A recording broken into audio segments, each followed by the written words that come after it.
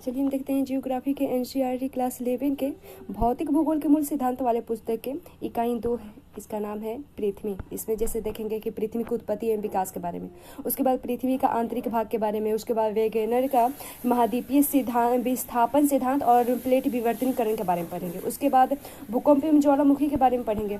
दूसरा चैप्टर है, चैप्टर के नाम है पृथ्वी की उत्पत्ति एवं विकास के बारे में। देखें देखिए, आपको वह कविता याद है जो आपने अपनी नर्सरी की कक्षा में पढ़ी थी, ट्विंकल ट्विंकल लिटिल स्टार। बचपन से ही तारे भरी रातों ने हमें हमेशा आकर्षित किया है। आप भी इस सितारों के बारे में सोचा होगा और असंख्य प्रश्न आपके दिमाग में चले होंगे और आए भी होंगे। कुछ इस प्रकार के प्रश्न जैसे आकाश में कितने तारे हैं और ये तारे कैसे बने हैं, क्या आपको कोई क्या कोई आकाश के अंत तक पहुंच सकता है। और इस प्रश्न के अतिरिक्त भी कई प्रश्न आपके दिमाग में आए होंगे। इस अध्याय में आप जानेंगे कि ये टिमटिमाते हुए तारे कैसे बने और इसके साथ ही आप पृथ्वी की उत्पत्ति एवं विकास की भी कहानियां पढ़ेंगे। देखते हैं प्रारंभिक सिद्धांत के बारे में, यानी पृथ्वी की उत्पत्ति के बारे में देखते हैं।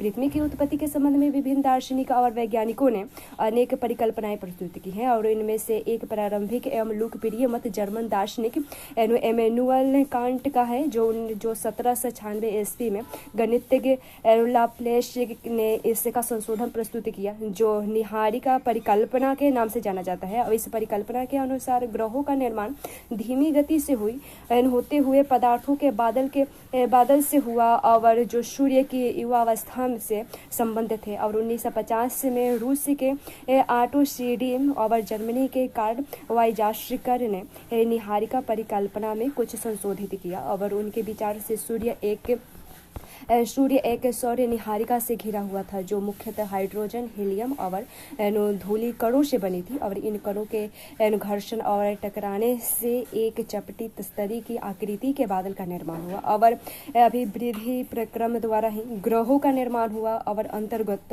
वैज्ञानिकों ने पृथ्वी और अन्य ग्रहों के ही वरन पूरे ब्रह्मांड की उत्पत्ति संबंधी समस्याओं को समझने का प्रयास किया। उसके बाद आधुनिक सिद्धांत के बारे में देखें, ब्रह्मांड की उत्पत्ति के बारे में। आधुनिक समय में ब्रह्मांड की उत्पत्ति संबंधी सर्वमान्य सिद्धांत बिग बैंग सिद्धांत है और उसके बाद इसे विस्तारित ब्रह्मांड परिकल्पना भी कहा जाता है। 1920 ईस्वी में एडविन हबल के प्रमाण दिए कि ब्रह्मांड का विस्तार हो रहा है और समय बीतने के साथ आकाश गंगा एक दूसरे से दूर हो रही है। और आप प्रयोग कर जान सकते हैं कि ब्रह्मांड विस्तार का अर्थ है, क्या अर्थ है। और एक गुब्बारा ले और उस पर कुछ निशान लगाएं जिनको आकाश गंगाएं मान सकते हैं। और जब आप इन गुब्बारों को फुलाएंगे, गुब्बारे पर लगे ये निशान गुब्बारे के फैलने के साथ साथ एक दूसरे से दूर होते जाते हुए प्रतीत होते हैं और इस प्रकार आकाश गंगाओं के बीच की दूरी भी बढ़ रही है और परिणाम स्वरूप ब्रह्मांड विस्तार भी हो रहा है। और यद्यपि आप यह पाएंगे कि गुब्बारे पर लगे चिन्हों के बीच की दूरी के अतिरिक्त चिन्ह स्वयं ही बढ़ रहे हैं, जबकि यह तथ्य के अनुरूप नहीं है। और वैज्ञानिक मानते हैं कि आकाश गंगाओं के बीच की दूरी बढ़ रही है, परंतु प्रक्षेपण आकाश गंगाओं के विस्तार को नहीं सिद्ध करते हैं और अतः गुब्बारे का उदाहरण आंशिक रूप से ही मान्य है। बिग बैंग सिद्धांत के अनुसार ब्रह्मांड का विस्तार निम्न अवस्थाओं से हुआ है, जैसे प्रारंभ में वे सभी पदार्थ जिनमें ब्रह्मांड बना है अति छोटे गोलक यानी एकाकी परमाणु के रूप में एक ही स्थान पर स्थित है, जिनका आयतन अत्यधिक सूक्ष्म एवं तापमान तथा घनत्व अनंत था। और दूसरा है, बिग बैंग की प्रक्रिया में इस अति छोटे गोलक में भीषण विस्फोट हुआ और इस प्रकार की विस्फोट प्रक्रिया से बृहद विस्तार हुआ। वैज्ञानिकों का विश्वास है कि बिग बैंग की घटना आज से 13.7 अरब वर्ष पहले हुई थी। ब्रह्मांड का विस्तार आज भी जारी है। विस्तार के कारण कुछ ऊर्जा पदार्थ में परिवर्तित हो गई और उसके बाद विस्फोट के बाद एक सेकेंड में अल्पांश के अंतर्गत ही बृहद विस्तार हुआ और इसके बाद विस्तार की गति धीमी पड़ गई और बिग बैंग होने के प्रारंभिक 3 मिनट के अंतर्गत ही पहले परमाणु का निर्माण हुआ। तीसरा है, बिग बैंग में 3 लाख वर्ष के दौरान तापमान 45 केल्विन तक गिर गया और परमाणविक पदार्थ का निर्माण हुआ। ब्रह्मांड प्रदर्शित हो गया और ब्रह्मांड के विस्तार का अर्थ है आकाश गंगाओं के बीच की दूरी में विस्तार का होना। हॉयल ने इसका विकल्प स्थित अवस्था संकल्पना के नाम से प्रस्तुत किया और इस संकल्पना के अनुसार ब्रह्मांड किसी भी समय में एक ही जैसा रहा है। यद्यपि ब्रह्मांड के विस्तार संबंधी अनेक प्रमाणों के मिलने पर वैज्ञानिक समुदाय अब ब्रह्मांड विस्तार सिद्धांत से ही पक्षधर है। तारों का निर्माण के बारे में देखें। प्रारंभिक ब्रह्मांड में ऊर्जा और पदार्थ का विस्तार सामान्य नहीं था। घनत्व में आरंभिक विभिन्नता में गुरुत्वाकर्षण बल में भिन्नता आई, जिनके परिणाम स्वरूप पदार्थ का एकत्रण हुआ और यही एकत्र आकाशगंगाओं के विकास का आधार बना। एक आकाशगंगा असंख्य तारों का समूह है।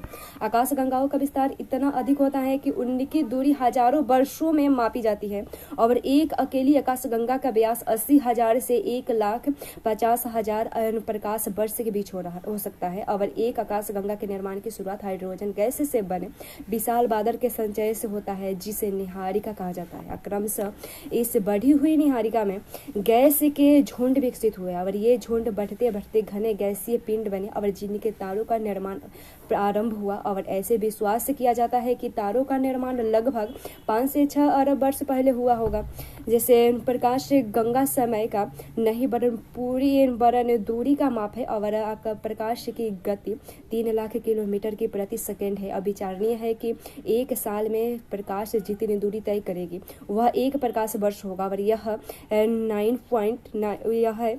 9.46 गुणा 10⁻12 किलोमीटर के बराबर है। और पृथ्वी और सूर्य की औसत दूरी 14,95,98,000 किलोमीटर है। और प्रकाश वर्ष के संदर्भ में यह प्रकाश वर्ष का केवल 8.311 है। और ग्रहों का निर्माण के बारे में देखिए, ग्रहों के विकास की निम्नलिखित अवस्थाएं मानी जाती है। जैसे पहला है, तारे निहारिका के अंदर गैस के गुंथित झुंड है और इन गुंथित झुंडों के गुरुत्वाकर्षण बल से गैसीय बादल में क्रोड का निर्माण हुआ और इस गैसीय क्रोड के चारों तरफ गैस और धूलकणों की घूमती हुई तस्तरी विकसित हुई। दूसरा है, अगली अवस्था में गैसीय बादल का संघनन प्रारंभ हुआ और क्रोड को ढकने वाला पदार्थ छोटे गोलों के रूप में विकसित हुआ। ये छोटे गोले संसर्जन यानी अणुओं से पारस्परिक आकर्षण प्रक्रिया द्वारा ग्रहणों में विकसित हुए और संघटन की क्रिया द्वारा बड़े पिंड बने शुरू हुए और गुरुत्वाकर्षण बल के परिणाम स्वरूप ये आपस में जुड़ गए और छोटे पिंड की अधिक संख्या के ग्रहण हुआ। तीसरा है कि अंतिम अवस्था में इन अनेक छोटे ग्रहणों में संवर्धित होने पर कुछ बड़े पिंड ग्रहों के रूप में बने। उसके बाद पृथ्वी के उद्भव के बारे में देखिए। क्या आप जानते हैं कि प्रारंभ में पृथ्वी चट्टानी, गर्म और वीरान ग्रह थी, जिससे का वायुमंडल विरल था जो हाइड्रोजन और हीलियम से बना था और ये आज की पृथ्वी के वायुमंडल से बहुत अलग था। अतः कुछ ऐसी घटनाएं एवं क्रियाएं अवश्य हुई होगी जिनके कारण चट्टानी, वीरान और गर्म पृथ्वी एक ऐसे सुंदर ग्रह में परिवर्तित हुए जहां बहुत सा पानी तथा जीवन के लिए अनुकूल वातावरण उपलब्ध हुआ।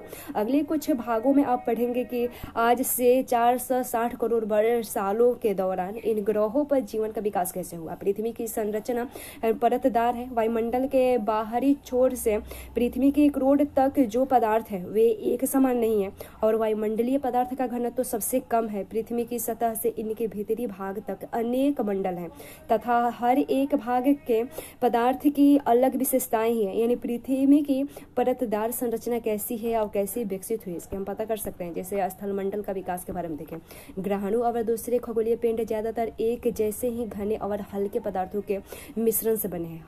उसके बाद उल्काओं के अध्ययन से हमें इस बात का पता चलता है कि बहुत से ग्रहणों के इकट्ठे होने से ग्रह बने और पृथ्वी की रचना भी इसी प्रक्रम के अनुरूप हुई थी। और जब पदार्थ गुरुत्वाबल के कारण संहत हो रहा था तो उनका इकट्ठा होते पिंडों ने पदार्थ को प्रभावित किया और इससे अत्यधिक ऊष्मा उत्पन्न हुई और यह क्रिया जारी रही और उत्पन्न ताप से पदार्थ गलने लगा और ऐसा पृथ्वी की उत्पत्ति के दौरान और उत्पत्ति के तुरंत बाद हुआ। अत्यधिक ताप के कारण पृथ्वी आंशिक रूप से द्रव्य अवस्था में रह गई और तापमान की अधिकता के कारण ही हल्के और भारी घनत्व के मिश्रण वाले पदार्थ घनत्व के अंतर के कारण अलग होना शुरू हो गया। इसी अलगाव से भारी पदार्थ जैसे लोहा पृथ्वी के केंद्र में चले गए और हल्के पदार्थ पृथ्वी की सतह या ऊपरी भाग की तरफ आ गए और समय के साथ यह और ठंडे हुए और ठोस रूप में परिवर्तित होकर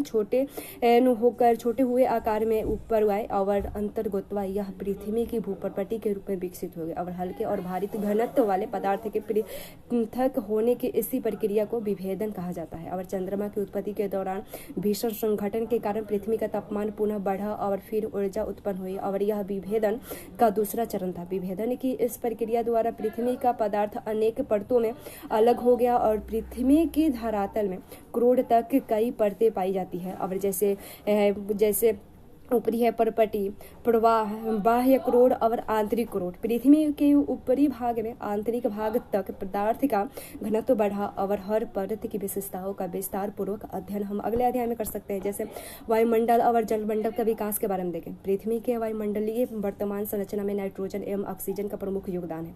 वायुमंडल की संरचना व संघटन 8वें अध्याय में बताई गई है और वर्तमान वायुमंडल के विकास की 3 अवस्थाएं हैं और इसी पहली अवस्था में आदिकाल वायुमंडलीय गैस का हास्य हुआ है। अब दूसरी अवस्था में पृथ्वी के भीतर से निकली भाप एवं जलवाष्प में वायुमंडल के विकास में सहयोग किया और अंत में वायुमंडल की संरचना को जैव मंडल के प्रकाश संश्लेषण प्रक्रिया ने संशोधित किया।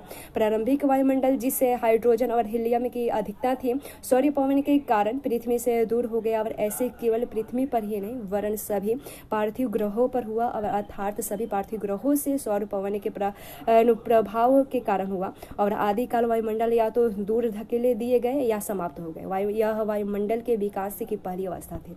पृथ्वी के ठंडे होने और विभेदन के दौरान पृथ्वी के अंदरूनी भाग से बहुत सी गैस और जलवाष्प बाहर निकले और इसी से आज के वायुमंडल का उद्भव हुआ। प्रारंभ में वायुमंडल में जलवाष्प, नाइट्रोजन, कार्बन डाइऑक्साइड, मीथेन और अमोनिया अधिक मात्रा में और स्वतंत्र ऑक्सीजन बहुत कम थी। वह प्रक्रिया जिससे पृथ्वी के भीतरी भाग से जैसे धरती पर आई, इससे गैस उत्सर्जन कहा जाता है। लगातार ज्वालामुखी विस्फोट में वायुमंडल में जलवाष्प और गैस बढ़ने लगे। पृथ्वी के ठंडा होने के साथ साथ जलवाष्प का संघनन शुरू हुआ। वायुमंडल में उपस्थित कार्बन डाइऑक्साइड के वर्षा के पानी में घुलने से तापमान में और अधिक गिरावट आई। फलस्वरूप अधिक संघनन और अत्यधिक वर्षा हुई और पृथ्वी के धरातल पर वर्षा का जल गर्तों से इकट्ठा होने लगा और जिससे महासागर बने। पृथ्वी पर उपस्थित महासागर पृथ्वी की उत्पत्ति से लगभग 50 करोड़ सालों के अंतर्गत बने और इससे हमें पता चलता है कि महासागर 4000 करोड़ वर्ष साल पुराने हैं और लगभग 380 करोड़ साल पहले जीवन का विकास प्रारंभ हुआ। यद्यपि लगभग 250 से 300 करोड़ साल पहले आकाश संश्लेषण प्रक्रिया विकसित हुई और लंबे समय तक जीवन केवल महासागरों तक सीमित रहा और प्रकाश संश्लेषण की प्रक्रिया द्वारा ऑक्सीजन में बढ़ोतरी महासागरों की देन है और धीरे धीरे महासागर ऑक्सीजन से संतृप्त हो गए और वायुमंडल में ऑक्सीजन की मात्रा 200 करोड़ वर्ष पूर्व पूर्ण रूप से भर गए। और जीवन की उत्पत्ति के बारे में देखें तो पृथ्वी की उत्पत्ति का अंतिम चरण जीवन की उत्पत्ति और विकास से संबंधित है। निसंदेह पृथ्वी का आरंभिक वायुमंडल जीवन के विकास के लिए अनुकूल नहीं था। आधुनिक वैज्ञानिक जीवन की उत्पत्ति को एक तरह की रासायनिक प्रक्रिया बताते हैं जिससे पहले जटिल जैव यानी कार्बनिक अणु बने और उनका समूहन हुआ और यह समूहन ऐसा था जो अपने आप को दोहराता था और यानी पुनः बनाने में सक्षम था और निर्जीव पदार्थों की जीविता तत्व में परिवर्तित कर सकता है। और हमारे ग्रह पर जीवन के चिन्ह अलग अलग समय की चट्टानों में पाए जाने वाले जीवाश्म के रूप है। 300 करोड़ साल पुराने भूगर्भिक शैलों में पाई जाने वाली सूक्ष्मदर्शी संरचना आज की शैवाल की संरचना से मिलती जुलती है और यह कल्पना की जा सकती है कि इससे पहले समय में साधारण संरचना वाली शैवाल रही होगी। और यह माना जाता है कि जीवन का विकास लगभग 380 करोड़ वर्ष पहले प्रारंभ हुआ होगा और एक कोशीय जीवाणु से आज के मनुष्य तक जीवन के विकास का सौर भूवैज्ञानिक काल मापक्रम से प्रारंभ किया जा सकता है।